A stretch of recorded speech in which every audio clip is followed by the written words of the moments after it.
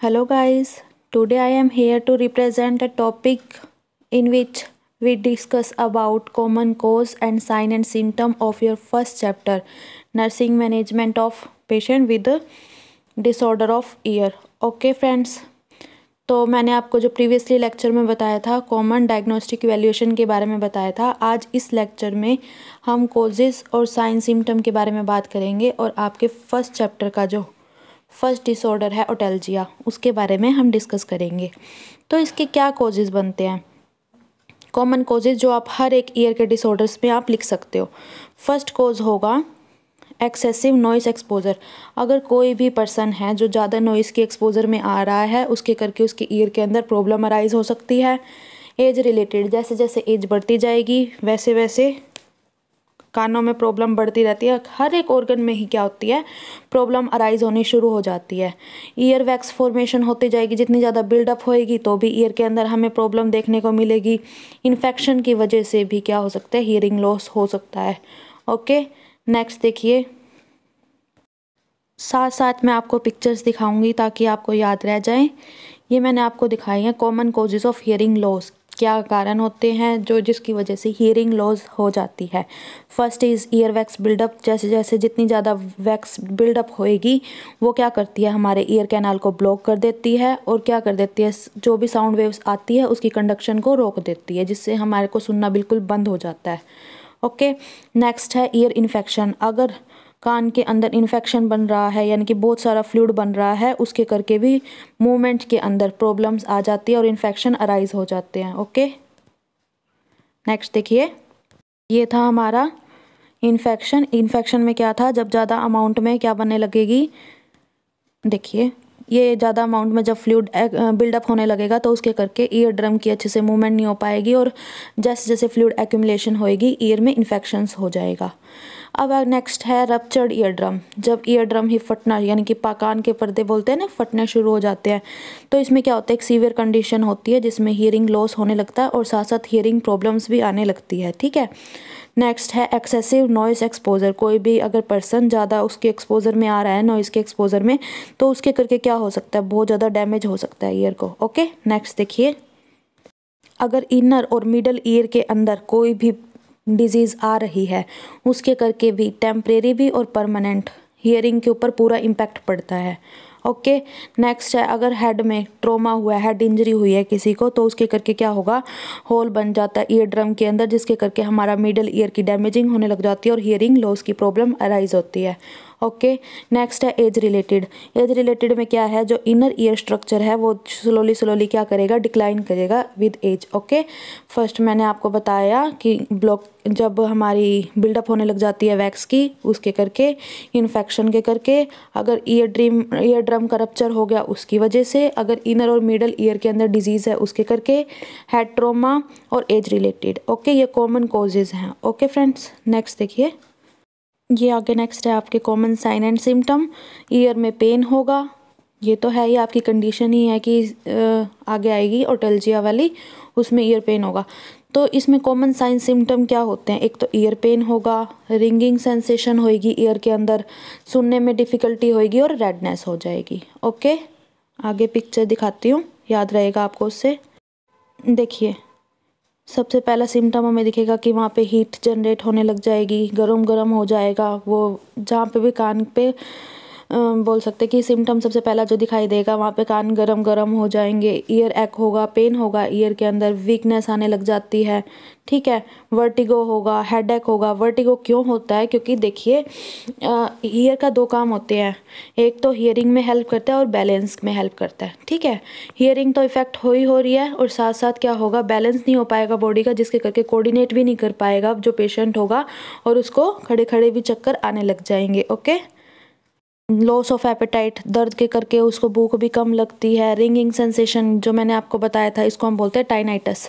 ठीक है, impaired coordination होगी मूवमेंट की। ओके, फिर कहते हैं हियरिंग इम्पेयरमेंट, अच्छे से सुन नहीं पाएगा, पस बनने लग जाएगी। फिर बताया डिजीनेस हो जाता है, नोजिया हो जाएगा, ईयर रेडनेस हो जाएगी। ये कॉमन साइन एंड सिम्टम है जो आप हर एक ईयर के डिसऑर्डर में लिख सकते हैं। नेक्स्ट देखिए, तो क्या क्या कॉमन सिम्टम्स आते हैं ये देखिए, सारा आपको बता दिया है कि बारे में। ईयर में पेन होगा, ईयर एक होगा, ईयर कैनाल इचिंग होगी, आउटर ईयर में रेडनेस फॉर्म हो जाएगी, ईयर कैनाल स्वोलन हो जाएगी, ईयर ड्रेनेज होगी, ट्रबल हियरिंग होगी, रिंगिंग सेंसेशन होगी। ठीक है, क्या कारण हो सकते हैं? वहाँ पे एलर्जी की वजह से भी हो सकता है। ठीक है, कोई भी साइनस इन्फेक्शन के करके हो सकता है। ठीक है, या फिर वहाँ पे कोई भी बोन की ओवर ग्रोथ होने लग गई तंबाकू या फिर स्मोक की वजह से। ओके, फिर आता है ट्रीटमेंट। ट्रीटमेंट में हम क्या देंगे? अगर पेशेंट को इन्फेक्शन की वजह से हुआ है तो हम उसको एंटीबायोटिक्स प्रोवाइड करवाएंगे या फिर ओवर द काउंटर मेडिकेशंस, कुछ एनाल्जेसिक्स वगैरह प्रोवाइड करवा देंगे। ओके, नेक्स्ट आता है प्रिवेंशन। प्रिवेंशन में हम क्या करेंगे कि हम उस कोल्ड वाले इलाके से दूर रहेंगे। ठीक है, सॉरी ऐसे बोलेंगे, जिसको पेशेंट को कोल्ड है उससे दूर रहेंगे। ठीक है, अपने हैंड्स को रेगुलरली वॉश करेंगे। ठीक है, नोज़ और आइज़ को टच नहीं करना, स्मोकिंग को छोड़ देना है। ओके, नेक्स्ट देखिए, अब आपकी यहाँ से डिजीज़ कंडीशन स्टार्ट होती है। फर्स्ट है ओटेल्जिया।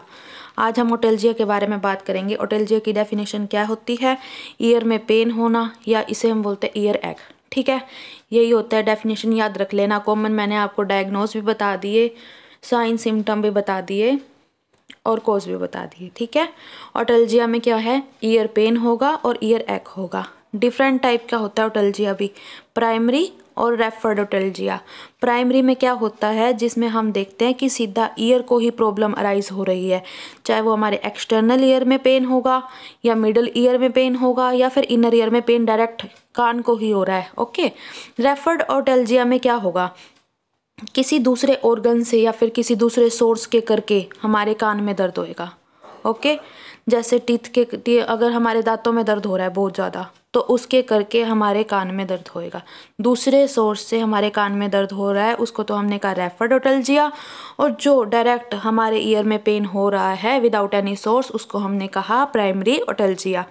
तो एक्सटर्नल किस वजह से होता है? क्या उसके इटियोलॉजिकल फैक्टर होते हैं? कुछ भी हो सकते। क्यों हमारे बाहर वाले कान में दर्द होता है, आउटसाइड पेन होता है। ठीक है, मैकेनिकल भी हो सकता है और इन्फेक्शन की वजह से भी हो सकता है, यानी कि कोई ट्रॉमा वगैरह हुआ है या फिर फॉरेन बॉडीज आई है, उसके करके क्या होगा? एक्सटर्नल ईयर में पेन होगा, या फिर इन्फेक्शन के करके किसी भी टाइप का इन्फेक्शन हो सकता है, जैसे स्टेफाइलोकोकस और सुडोमोनास, इन दोनों के करके भी क्या हो सकता है? एक्सटर्नल ईयर में पेन अराइज हो सकता है। मैं आपको पिक्चर दिखाती हूँ, अभी आपको क्लियर हो जाएगा। देखिए, ये इटियोलॉजी है किसकी? प्राइमरी ओटेल्जिया की, यानी कि ईयर के अंदर अगर आउटसाइड देखे पिन्ना की वजह से और एक्सटर्नल ऑडिटरी कैनाल की वजह से ही क्या होता है? एक्सटर्नल ईयर के अंदर पेन अराइज होता है। वो कैसे कैसे हो सकता है? क्या क्या इसके इटियोलॉजिकल फैक्टर हैं? या तो लेसरेशन एंड बाइट, वहाँ पे लेसरेशन में मतलब कि इंसीजन यानी कि कट वगैरह लगा हो। ठीक है, उसको तो हमने कह दिया लेसरेशन एंड बाइट।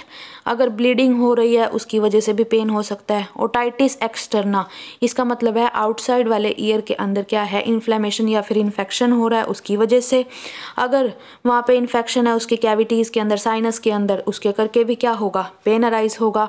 अगर हम सन के ज़्यादा कॉन्टैक्ट में आ रहे हैं उसके करके भी ईयर्स के अंदर पेन होगा। अगर नियोप्लाज्म, कोई कैंसर वगैरह, ट्यूमर वगैरह डेवलप हो रहा है, उसके करके भी हमारे आउटसाइड एरिया ईयर के पेन होगा। ओके, अगर एक्सटर्नल ऑडिटरी कैनाल के अंदर बहुत ज़्यादा अमाउंट में वैक्स एक्यूमुलेट है, उसके करके भी एक्सटर्नल ईयर में पेन होगा। कोई फॉरेन बॉडीज़ आ गई है, जैसे कोई लगा लो कोई हमने ऑब्जेक्ट का भी यूज़ कर लिया, या फिर कोई वायरस वगैरह आ चुका है, उसके करके भी क्या हो सकता है? एक्सटर्नल ईयर में पेन अराइज हो सकता है।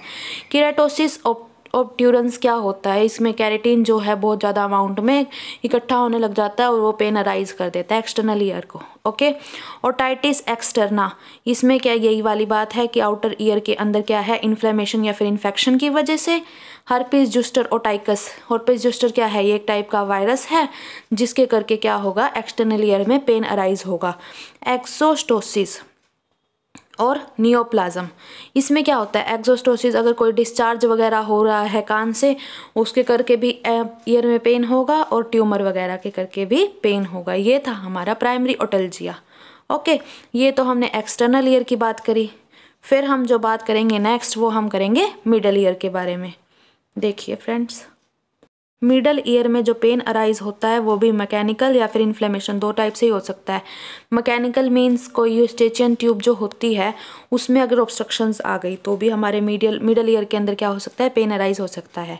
इन्फ्लेमेशन, अगर ओटाइटिस मीडिया किसको बोलते हैं, जो हमारा मिडल ईयर होता है उसको हम बोलते हैं ओटाइटिस मीडिया, उसके अंदर इन्फ्लेमेशन आ रही है तो भी हमारे मिडल ईयर के अंदर पेन अराइज होगा। ओके, नेक्स्ट देखिए, रेफर्डोटेल्जिया क्या होता है। कहते हैं ये वाया किसी और चीज़ के थ्रू, यानी कि ट्राइजेमिनल नर्व के थ्रू। ट्राइजेमिनल नर्व कहाँ से अटैच हुई होती है, ओरल से, यानी कि हमारे टीथ आते हैं इसके अंदर, ओरल कैविटी आ गई, नोज आ गई, या ठीक है टीथ में, यानी कि अगर कोई दांतों में इन्फेक्शन वगैरह हो रहा है या कोई भी मालोक्लूजन हो रही है उसके करके क्या होगा, हमारे ईयर में पेन अराइज होगा। ओरल कैविटी के अंदर कोई इन्फेक्शन या अल्सर्स क्रिएट हो रहे हैं उसके करके भी क्या होगा, ईयर में पेन होगा। अगर नोज़ के अंदर कोई इन्फेक्शन वगैरह आ रहा है उसके करके भी पेन होगा। ट्राइजेमिनल न्यूरल्जिया, यानी कि कोई ट्यूमर्स वगैरह है उसके करके भी पेन अराइज होगा। विया ग्लोसोफ्रेंजियल नर्व, इसके करके क्या होता है, ये भी ट्यूमर के करके ही अराइज होगा, या फिर टॉन्सिल्स, कोई टॉन्सिल बन रहे हैं उसके करके भी ईयर में बहुत ज़्यादा पेन होता है। ओके, ये देखिए यहाँ पे डायग्राम में ईयर की किस किस के साथ अटैचमेंट है, यहाँ पे कौन सी नर्व इसको सप्लाई कर रही है। यहाँ पे वेगस नर्व है जो लैरिंग्स के साथ यहाँ पे अटैच हो रही है, जो सप्लाई कर रही है।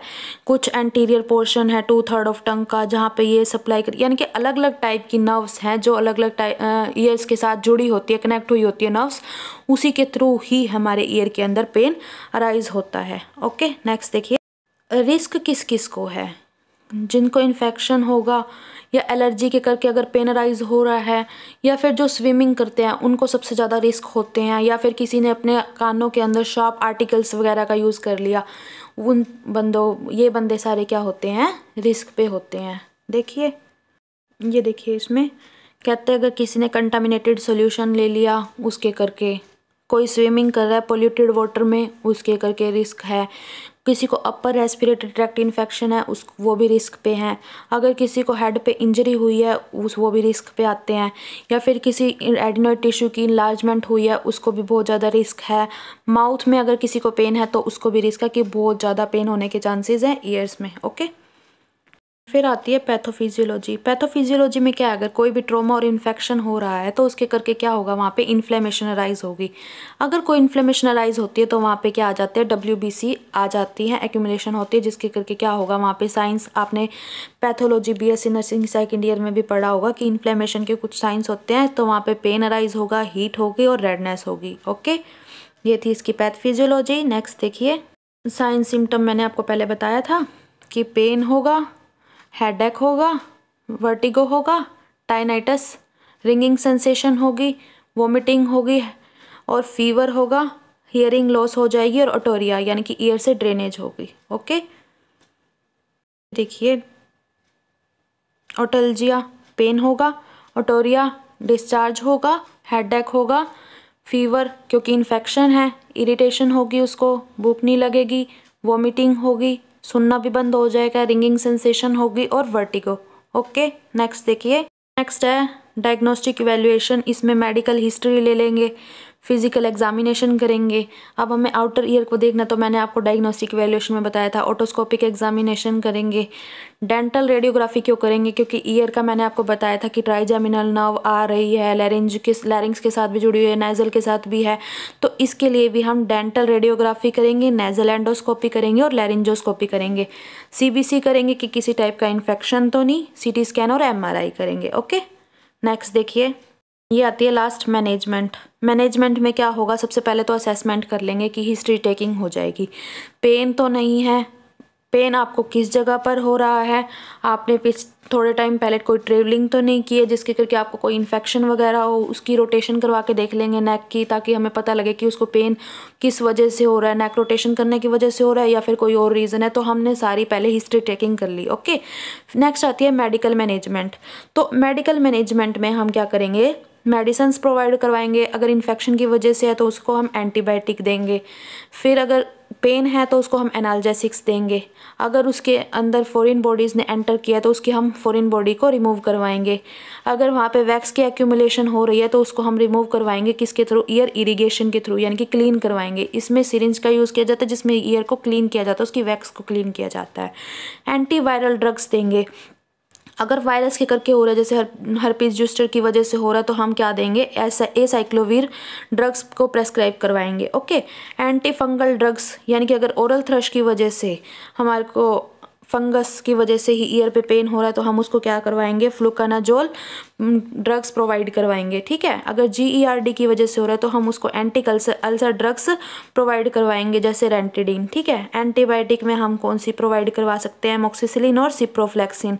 और एनाल्जेसिक्स में हम आइबुप्रोफेन और एसिटामिनोफेन। Okay students. हाँ जी फ्रेंड्स, आज का आपका टॉपिक था common sign and symptoms and cause, और मैंने आपको आज एक टॉपिक करवाया है कौन सा डिसऑर्डर, ओटेल्जिया, जिसमें क्या है, ईयर पेन बोलते हैं। अगर आपको कोई प्रॉब्लम आती है तो आप मुझसे कमेंट में पूछ सकते हैं। अगर आपको मेरी वीडियो अच्छी लगी है तो प्लीज़ लाइक एंड कमेंट करना मत भूलिएगा। Thank you students.